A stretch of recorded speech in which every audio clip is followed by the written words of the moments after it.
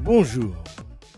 La crise sanitaire met le pays sous une tension préoccupante. Sa gestion est évidemment prioritaire, personne ne dit le contraire, et personne ne l'a jamais dit. Mais 24 mois de douche écossaise, ça use. La crise sanitaire, qui n'en finit plus d'alterner signaux d'alarme et lueurs d'espoir, engendre une fatigue physique et morale désormais flagrante.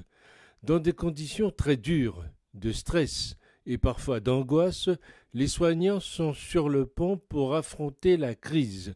Quand les couloirs sont bondés, que des patients irascibles ou violents de plus en plus nombreux mobilisent un personnel qui a fort à faire, mesure-t-on vraiment ce qui est en jeu dans les couloirs de nos hôpitaux malades ? Beaucoup de commerçants ont baissé leurs rideaux. Combien se lèvent avec l'angoisse du lendemain ? Comment assurer la survie d'un commerce quand on ne peut pas travailler ? Les aides de l'État sont-elles suffisantes pour vivre, rembourser les emprunts ? Et là encore, mesure-t-on bien ce qui se joue ? Énormément d'associations ont mis leur activité en sommeil.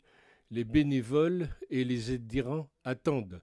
Le tissu associatif se fissure. Mesure-t-on ce que cela signifie ? Dans les établissements pour personnes âgées, l'urgence sanitaire nécessite des mesures drastiques pour lutter contre le virus. Le personnel, là aussi, affronte la crise avec de réelles difficultés à surmonter. Le personnel et personnes âgées sont confrontés à la limitation des moments de visite de la famille ou des amis, mesure-t-on ce que l'on perd ?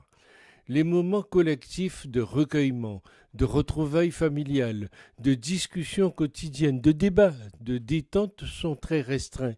En mesure-t-on les conséquences ? Chacun voit son univers personnel ébranlé, mais les conséquences humaines de la crise sanitaire étant ce qu'elles sont, il serait complètement irresponsable de ne pas prendre des mesures drastiques, sauf à aggraver encore certaines situations dramatiques. Pour autant, ayons bien conscience que ce qui est fragilisé aujourd'hui relève de l'essentiel. L'hôpital est un haut lieu d'humanité. Les petits commerces représentent un tissu économique et de convivialité irremplaçable. Les associations sont un socle d'engagement collectif et de valeurs partagées. La solidarité et le lien entre générations sont un ciment. Le collectif, le regard et l'écoute des autres sont essentiels au bonheur.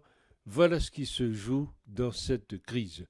La pluie de milliards ne résoudra pas tout, et tout ne peut venir de l'Élysée. Aucune personne ne peut s'extraire du champ des solutions. Nous sommes solidaires des soignants, prouvons-le en respectant les gestes barrières.